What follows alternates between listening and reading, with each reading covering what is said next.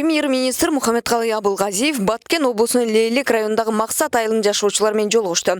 Ал алгач чек-ара, андан кийин башка маселелер чечиле турганын айтып, сүйлөшүү процесстери күчөтүлөрүн кошумчалады. Жакында Кыргызстан президенти Тажикстан президенти менен жолугуп, тынч тез арада маселени чечели деди.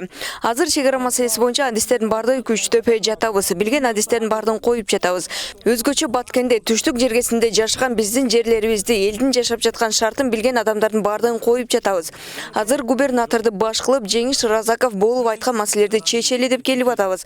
Азыр сүйлөшүү процесстерин күчөтөбүз. Тез аранын ичинде өзгөчө шахмат сымал жашаган жерлерди кандай чечебиз деген маселени коебуз. Өкмөт башы менен жолугушууга катышкан Жаңы Жер айылдын кеңешинин депутаты Сулайман Эргешев өкмөт эми маселени чечүүгө аракет кылбаса, эл аймакты таштап кетерин билдирди. Мына азыр губернаторубузду баш кылып, мына Жеңиш Парпиевич болуп, баардыгыбыз жана айткан маселелерди чечели, көрөлү деп ошо өкмөт башчы болуп келип атабыз да.